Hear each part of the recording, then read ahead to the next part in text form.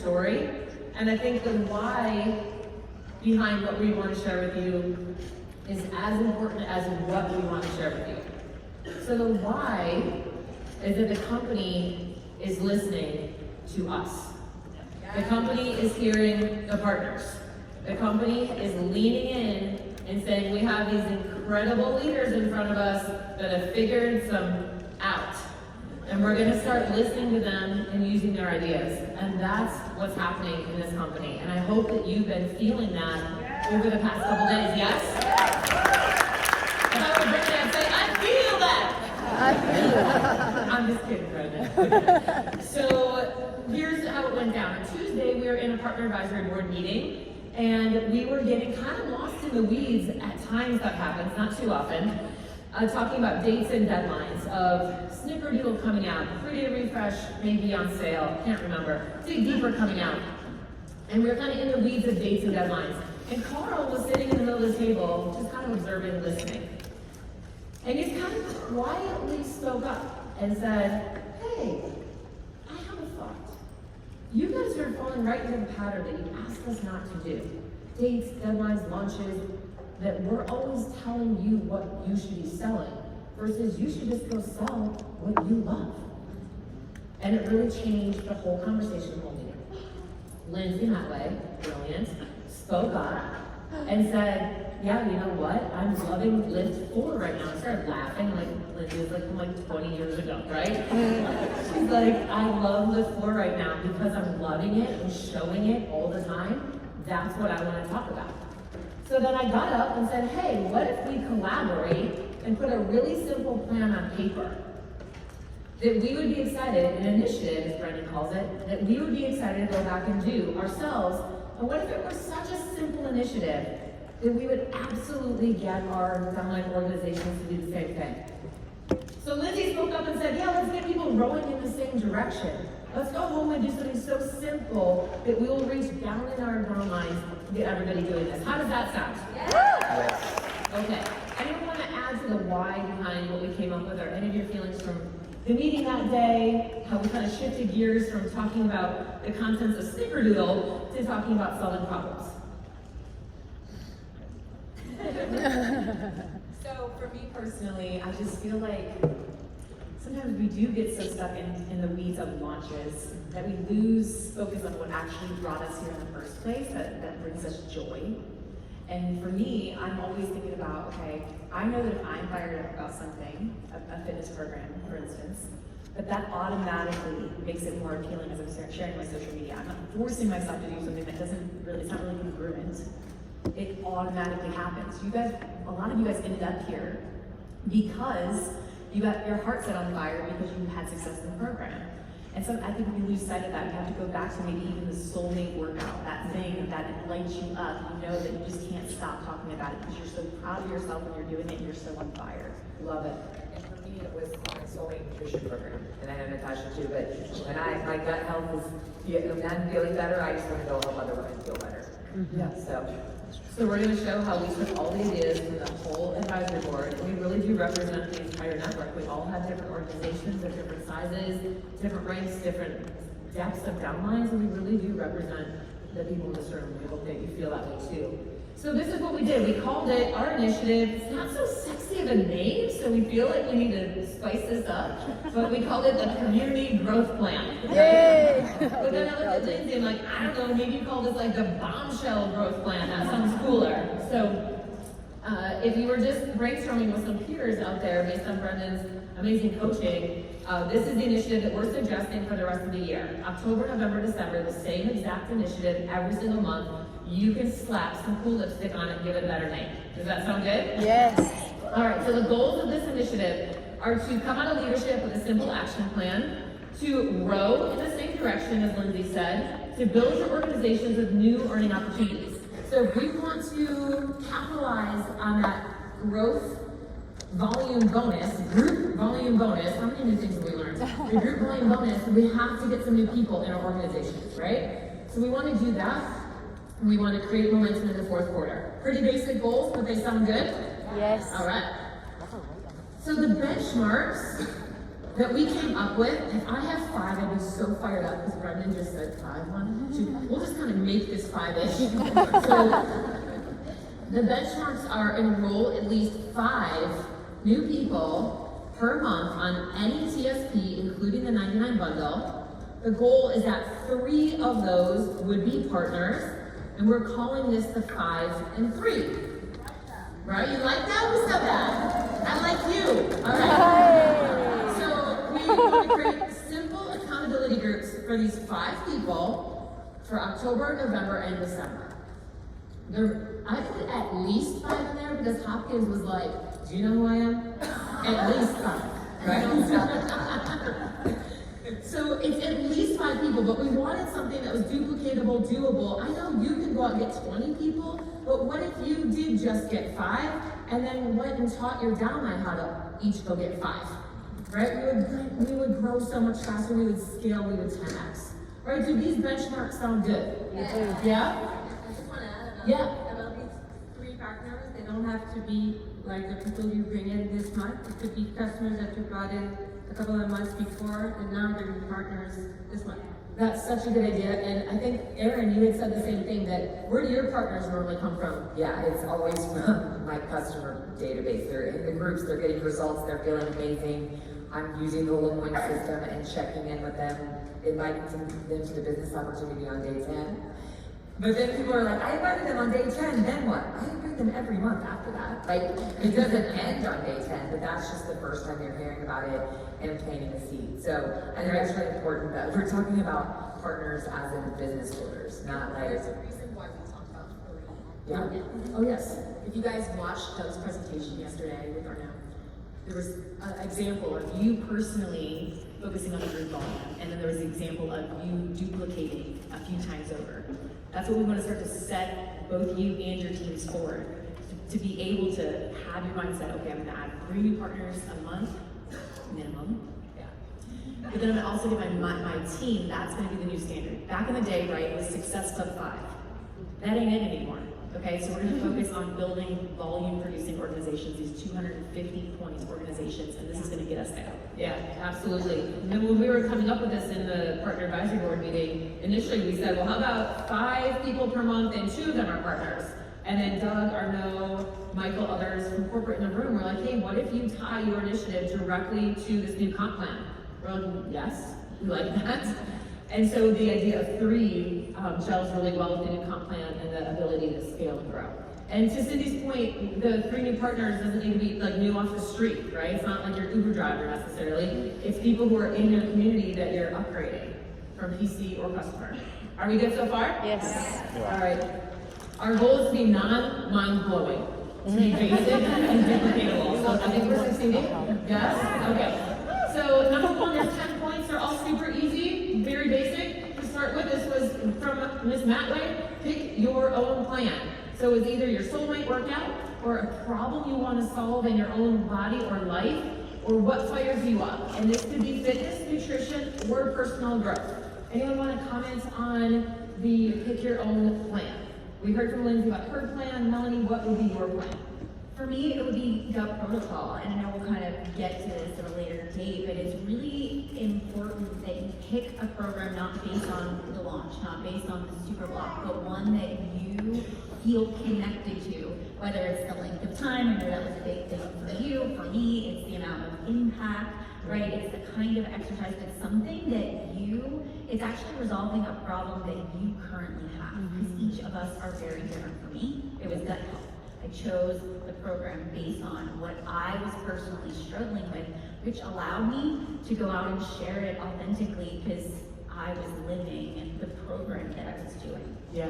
And you were doing that possibility and problem that Brenda was talking to us I'll about. echo off of that because I used to go from launch to launch to launch because I'm someone who gets massive FOMO and I want to do what everyone's doing, what's exciting. But I have the most success in my business when I'm doing what speaks to me and what I need, and that's the easiest thing to talk about, and it's so magnetic when you're actually getting results from that to other people, and they want what you are doing. Yeah. Awesome. When we were brainstorming this backstage with Brenda, we're like, we know you would do the 21-day fix. We got it. We wish you could sell it. right? You just convinced us that you could eat up 80% of our. It was so good. Okay, so number one, we're just each gonna pick our own plan. And then you're gonna ask each teammate in your organization to pick his or her own plan, all right? And then it kind of free them up from the idea of having to follow the launch. Number two, identifying who exactly you want to help. These are examples from the advisory board. I'll tell them and then they can add on. Burnt out mom who wants to feel better in her skin, someone on a 100-pound weight loss journey, or a mom with health issues like gut health.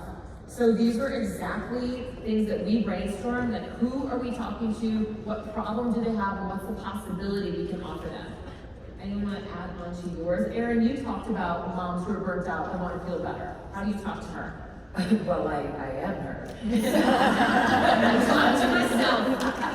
So, yeah, following along on my gut health journey and sharing that every day, like, it kind of like holds me accountable to my own gut health journey. But it's so easy to connect with so many people, opening that door. Same thing with anxiety. That's something that I struggle with currently. And when I talk about it, I connect with so many women. That's awesome. Alicia, would you add anything to identifying any kind of audience that you specifically want to help? Yeah, for me, it's a lot of military. So I'm in the military myself. I've been in 21 years. A lot of the people that I do help are the ones that are struggling with their PT test, struggling with their weight. And because it's something that is not health-esteem, where you're constantly being told you're overweight, you can't do this, you can't get promoted, you can't have awards or whatever, you can't go to schools. So for me to be able to help that person who is in their mind and currently struggling because of their career choice, and that their weight and that their way they look is determined upon their career and the future of their career, like I want to help that person to have that good feeling. That's amazing. Somewhere along the way, I feel like people thought that connecting was like, I like your shirt. Right? When it's like, please don't comment on my shirt unless you actually like it. Like, I think that like it's vulnerability and sharing your story. Like, we need to teach our teams that that's what we mean when we say connect. Yeah. Somewhere along the way, it got confused. Yeah, and Erin, when we get into the invites, we can share more about that. Like, we're not saying, hey, how's the weather? Your kid has cute shoes. You're saying, do you want to do this with me? Right, and I have seen screenshots, but I'm like, do you take this as an invitation? When are we getting to it? Like, you know? And I'll also say that when it comes to the do, you need to get really specific, because there's so many people out there that would want to lose 100 pounds, but how are you going to do it? Why are you going to do it? And what's that overall transformation that they can experience? And a lot of times it goes back to you and what your transformation was. That's who you can best serve. That's awesome. One of the things I always do is I will sit down and just make a list. Okay, what That's all- so shocking.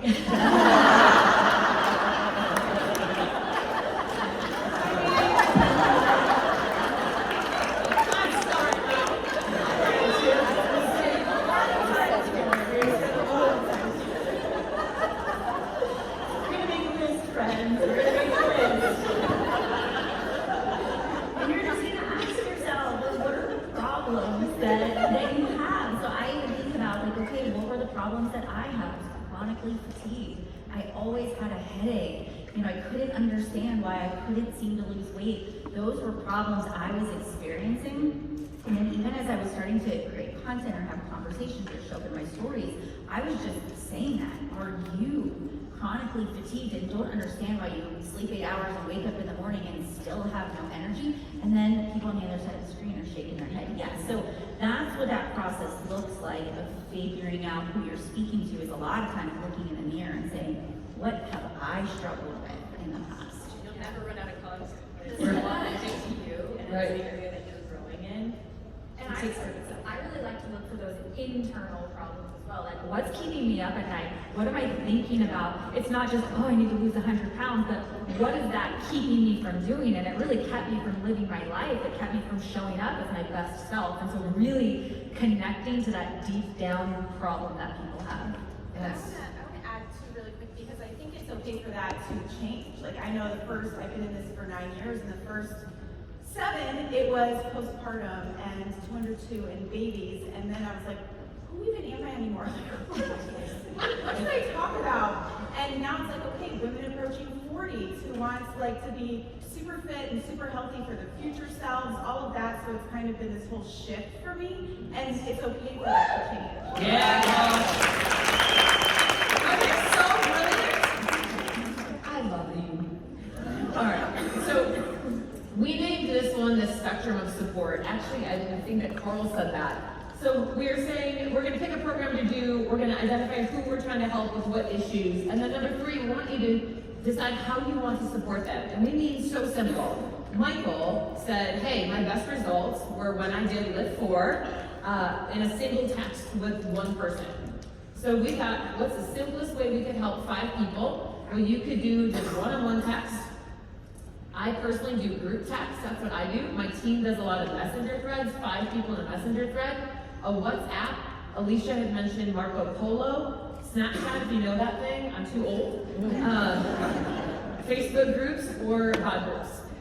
Right, so you would yourself pick one of these, and then you would help your teammates. Like, hey, so for me, it's what's really popular on my team is WhatsApp, because I have a lot of moms with kids in sports. And so they use that to communicate about all the thousands of places we're supposed to be and fundraise for and pictures we need for sports. And so we're in WhatsApp a lot. So I have been teaching my team how they can run a small accountability group in WhatsApp, right? So you get to pick your place, which spectrum of support, and then we have all these fun add-ons that you can do to make it a little spicier. Anyone do workouts with Erin Thompson? See, right? Okay, he does spicy all the time. So add-ons, Nicolette had ideas for how she makes her groups exciting with some add-ons. Yeah, this has been a game changer this year for us. I don't know if anyone feels like this about your current challenge group or Facebook group, but I started to even forget to go into my own, and it was just feeling really bland and drab. So what we did was we created a couple of these micro communities. So we had 2 message pods. One is the locker room and one is the kitchen.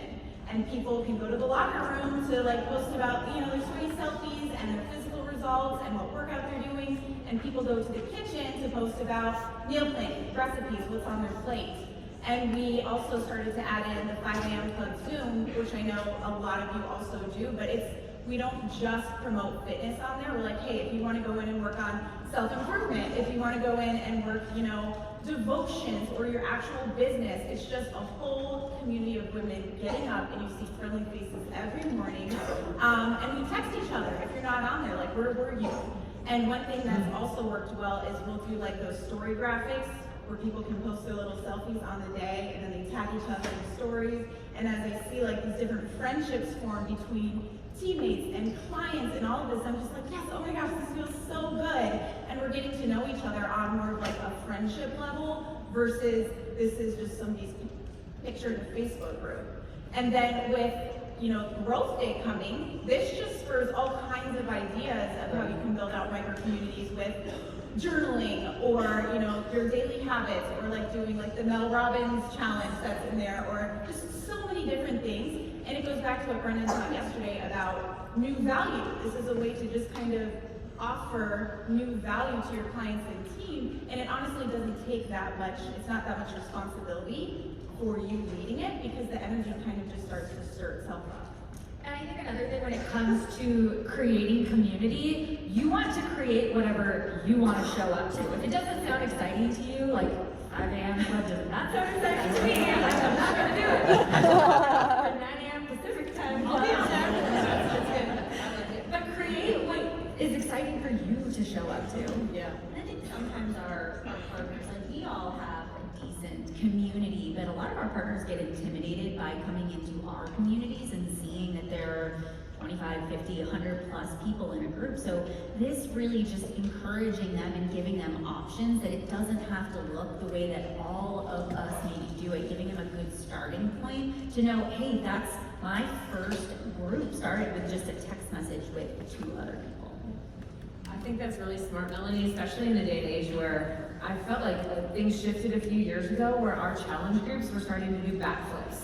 We were purchasing so many graphics and putting up so many check-in posts we really became like just content creators in our groups, and people got lost in Canva or PicMonkey or whatever. And so by doing something so simple in a text thread, a message thread, it's not intimidating, it's not content creation, it's connection. And I feel like any new partner at any level, any fallen diamond, any disgruntled coach, anybody we need to pull back to the table, we could say, could you just connect with 5 people every day? And it's not the burden of content. Does that make sense, or does that sound good? Thank you. All right. I also have been called the #1 enabler because I will let people come into my challenge group and just stay there forever with their own clients. And An enabler. right, I'm not empowering them at all to go run their own groups and start leading them and step into that role as a coach. And so when I started getting people to do Facebook message threads or whatever their own thing is on a smaller level, they really stepped into leadership faster. And that's what we want. Yeah. Right? Like, we want more leaders growing beneath us. So this was kind of a fun slide. You like this one? We good on this? Okay, excellent. Moving on. Number 4 is just basically show your routine, which went along so well with what Brenda was talking about today. Showing your routine, sharing how you use the products in daily life, whether it's shakes, energize, all the things, growth day, last thing, body, and we're gonna make our future conversations easier when people know what you use. Natasha, would you like to speak to this? Yes, and when Brenda was talking about the 3Ds, I'm like, this is exactly what I do, but there's a framework to it. It made it make so much sense. And one of the things that I make sure to do every day is I show myself being a user of the products without trying to sell the products, because that's how you're going to build trust with people in your community. And I intentionally post things so when people come to me and they're ready to get started, there's no question. And so every single day I will show myself making Energize while I am talking about something completely unrelated, what my kids are doing, and that naturally creates curiosity. But I'm not just doing that. There are times when I do sell the product or I lead into that discovery and I ask them a question. And then when it comes to that discovery and you are talking to people, that is also your market research, and you can turn that around into your content. When you find what is speaking to people, what do they like seeing from me, I can start posting more about this. Yep. Cindy, you were going to add as well into this that how much you show your routine, what it looks like to share your routine. What would you like to add? Yeah, exactly. Me, I lead by fitness more than nutrition, and I think it's important, first of all, to show your routine and your imperfect routine. So what do I mean by your routine is that sometimes there are new partners, they want to do like us, and they're showing like our routine, and then they are having problems starting conversation that will be the next step. So you have to be you, and I would like to lead by nutrition, but it's not my case. I'm having a hard time making recipes. I love when I see Holly and Kim and oh my God. I feel like Cindy and I feeling want hard. to be like them, but it's not the case. I order food, so. I love that. They know that I'm imperfect, but fitness, I love it. I love fitness, and also I'm imperfect. So I show, at the beginning I was adding filters in my stories, and somebody said, why do you put some filters? If you're tired in the morning, you're tired. I said, she's right. I'm tired in the morning, so I need no more filters. So it's me. My stories are not perfect, but I love what you said this morning. I always say why I do my workouts. Every day, I'm not showing only my moves, because some people don't want to show you moves. They want to know why you're doing these moves.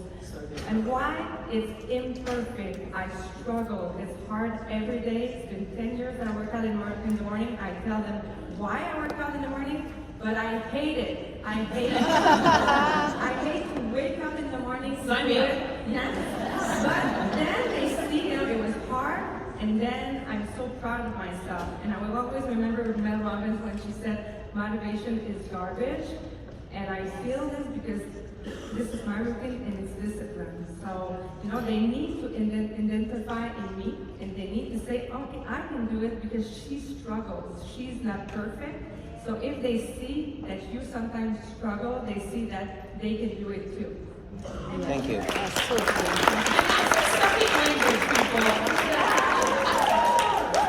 didn't sleep all night because of this.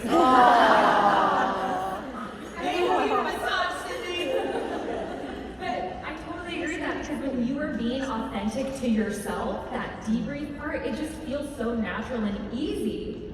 Yeah, that's amazing. Good examples. So number 5 is use conversation starters on your socials. So we want to offer some resources that Brendan had said earlier. Hey, give your plan, give your team an initiative, and then give them some tools. So this whole framework is loaded in the Body Partners app. So thank you to Caroline Green for taking what we created. She's already preloaded in the Body Partners app. So your partners, your teams will get an invitation to join this. So what we're going to do, right team, when we get back, is we're going to help load some of this content in the framework. So people who've been taking pictures of these cool slides, that my wife Erin with really good teacher handwriting wrote for us last night. You don't have to take pictures. This is loaded in the Body Partners app, and you're going to provide some examples. So one thing that I like to contribute to the network are those Mad Lib scripts, those fill-in-the-blank scripts. Yes. So we're going to put some of those scripts in there, things that are very much like what Brendan talked about. This is how I was feeling. This is what I changed. This is how I feel now. Would you like to do this with me? And I have all kinds of scripts I can add in there for you. And then Mel and Natasha offered to give some sample stories and some sample reels that we can share with our teams, right? Good? Okay, excellent. So we feel like our teams need things like this to have permission to invite. Yes. Make sense? Yes. I'm sorry. Do you want to add to this? No, it's not. Okay, we're good with this conversation starters? Yeah, I just feel like our partners, sometimes we take it for granted that we know what to say and do, but they just don't. I can't tell you how many times they say, I'll just download my stories and put them in my team page, and they're like, thank you. And then I see 20 other people do similar stories, but they actually took action just because it was a simple, I showed them what to do. Right. And yesterday during that Shakeology conversation panel, it was pretty gut-punching, eye-opening to me when I was hearing these women talk about their Shakeology success stories, and I literally thought, when's the last time I shared about my Shakeology success? So it's been, I don't even know, years maybe. Hopefully not that bad. But if we're not doing it, our teams aren't doing it. I think we know what to do, but we're not even always the ones doing it, right? So I think this is going to get us all back just in good habits. Number 6, obviously we're down to invite people to join us. So it's going to be something as basic as thanks for noticing my reel that I put up, or thanks for watching my story, thanks for checking out my morning workout. I feel amazing when I get it done in the morning. Would you like to do this with me? Right? Super simple language for them to invite with, encouraging them to be really direct and clear. So Erin said earlier, being direct and clear is not saying your shirt is cute, right? So Erin, would you want to give another quick example of a good invite? Well, I think it's just what Melanie said, like it's the start that's stopping them. They don't know what to say, so they're not saying anything, or they're saying something in like total word vomiting. And it's like, oh my God, too much information. So I think that just like sharing a document of scripts has been something that has helped my team the most, because I'm like, this is literally what I say every day. Make it your own. You probably don't talk like me. Make this make sense to you.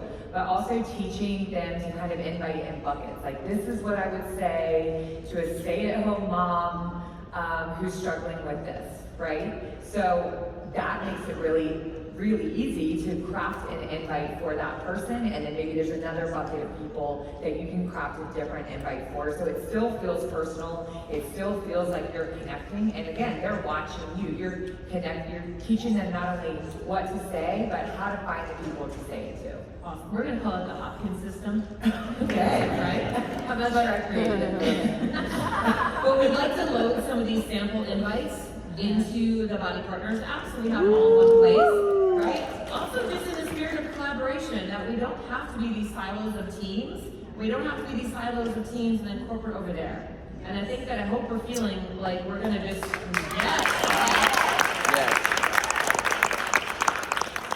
Holly earlier said that to me at coffee this morning. We were talking about being more collaborative and loving the collaboration, so I want to give her a shout out. Yeah, Lindsay. We were going to take what Brendan just shared and make some Mad Libs out of that. Yes. That was unbelievable. Yes. Super simple. I was writing something in my head. Yes, absolutely. That would be, those would be really great tools. So number 7, we know what comes after invites. We're just sticking with what we already know. It's follow-ups with previous conversations. Hey, I think you'd love my new fitness support group or my new little text group. Would November be a better month for you? So who was it on the panel that was saying that your future, Natasha, go ahead. Yeah, I think with my team, one thing that I do is I really help them with their mindset when it comes to inviting, because has anyone ever heard no before, or someone said they're not interested? When it comes to inviting, I teach my team to invite for the future, because so many people aren't gonna sign up the first time, and it's like you are building this funnel, and if someone's interested but they tell you no, they're gonna be your yes 3 to 6 months down the road. So you actually start to get excited when people are like, oh, now's not a good time. So following up helps with that funnel. And when it comes to following up and even inviting, just always keep it simple. When you're sliding into the DMs, no one's gonna really read more than a sentence. It doesn't have to be this elaborate follow-up message. It should just be, hey Trina, I was thinking about you. I know you were interested, but it wasn't a good time. Is now better? Yes, very simple. So I feel like these kinds of tools and resources, even having like a 2-minute video of Natasha talking to our teams, I think she knows how to sell, right? So I'd like to have her tell my team that like, don't take the no's personally, it's a future yes. I think that these could be some really great tools. So we're almost there. This is like such a mindset. It's like, just like you said, it's like, oh, I don't want to bother them. Like, oh, I asked them last month. What? Oh, you know, and I think we have to kind of talk them through that and normalize that, because just like you said, like it takes months, and I think that they think people are going to say yes right away. You know, when we explain that that doesn't happen for us either, it kind of empowers them.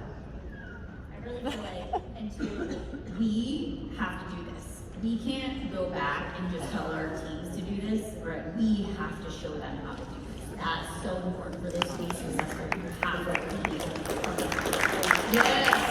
And I think that some of us have gotten farther away from this, or built bigger systems, or built bigger things, which work for us, which is great. But we're leaving behind potentially a lot of people in the downline that don't have the resources or the time or the capability yet to do that. So we felt like this system might not be for everyone in this room, but it is for all of our teams. So if we lead by example, I felt like we would get away from the very crowded Success Club Zero. Right? You got me. It's stuffy down there. You can't breathe. All right, number 8 is, Alicia brought this point up. Again, we were just doing this in real time in the meeting. We were almost through with whatever we thought this checklist was going to end up looking like. And Alicia said, hey, you know what? We're missing something. We have to remind them they have to be expanding their market. They're going to stop having people to talk to. Do you want to speak to that quickly, Alicia? Yeah, so for me, my market, I want to connect to a certain mindset. I'm Enneagram 3, so strategy, to-do list, all the things. So I actually created a survivor group, because it's on right now. And so I'm looking for the people in there who are strategizing, who are loving the gameplay, who, you know, so I'm purposely looking for that person. But then also, I love Hallmark. So Hallmark? movies, oh yeah, October 26th, Christmas movie start. But that Christmas time is like this time of like joy and happiness, and You are Hallmark. and people just wanting to do things for other people. So I'm also looking in these Hallmark groups, I'm looking for the person who has that kindness, that joy, the person that wants to help the other person, and that's exactly what we do, is we help other people. So they're already in that mindset, so I'm just looking for those people. So good. Survivor and Hallmark. Like, that's quite the name. So just, please do. Just with the leadership hat on, one thing that I kind of started to breeze over in my new partner training that I was missing a huge opportunity with was, I would tell them, okay, you expand through Facebook groups and you just join ones that interest you, and it's easy, so just do that.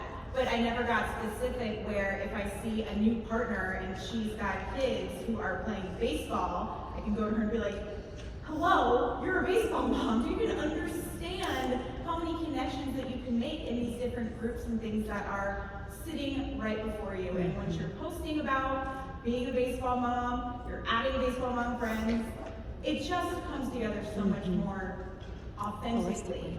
So really getting into the habit of explaining it, not taking it for granted the way that you said You it. create a deeper connection as well with the people, and I think that's really where a lot of coaches or partners kind of fall off, is there's not that connection with each other. And so when you're not connecting, it's easy to not want to engage or contribute because there's no connection there, and then you kind of lose that from each other. I love this, because I don't do a good job of teaching this. So I love that you guys brought that up. But I think that a huge problem in our teams is that people think that their warm market is their 5 best friends. Right.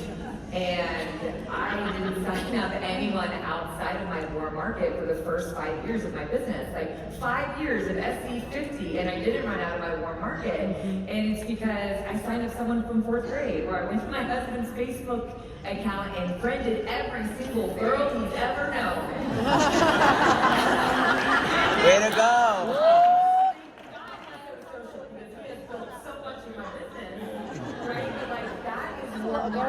It's not your mom and your sister and your best friend from work. Like, we have to teach them this. And especially in the non-influencer world, where people random, like, you're not just gonna go, like, oh, I'm just waiting to get new eyes on me. I'm like, good luck. You gotta go find them. Yeah. Good luck. Yeah. So we put like all different basic ideas on here. We know that this is not mind-blowing. We know it's basic, and that's why we think it's gonna work. It's just going back and talking to our teams about sharing other things they're interested in. Friends of friends, add people from different areas of your life. Your husband's former girlfriend, right? We got mine. One of them was a diamond. Right, yes. We love her. Joining groups, offering, and then of course, we heard more on the stage yesterday, some of the bigger ways to expand your market, obviously on Instagram, like offer premiums, offer value, added value. Those are some like higher level things that you might want to do personally, but your teams might still be down in the judges of like Facebook friends lists, right? And that's okay too. So number 9, bringing it home.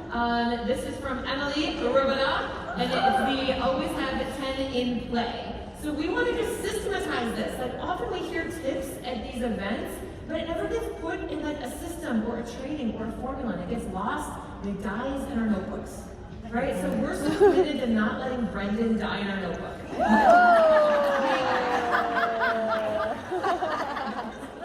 We're gonna take his ideas, his 5 sales training tips, and his 3Ds. We're not gonna call that triple E. And we're gonna systematize that.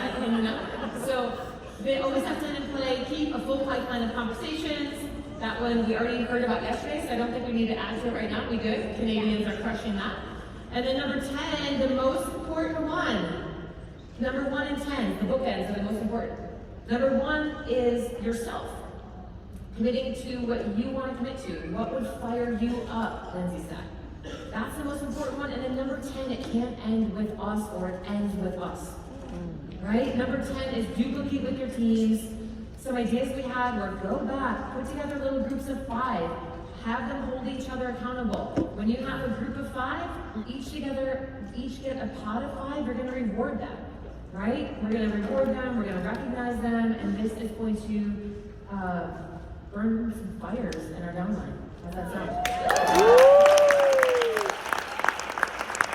We are exactly on time with 56 seconds to go. Yes, you are. Woo! This will be up in the Body Partner tab for all agreeing to contribute content to it, and we would love for you to be able to contribute content to it as well. We'll organize that with Carolyn Green and her team. Thank you, everybody.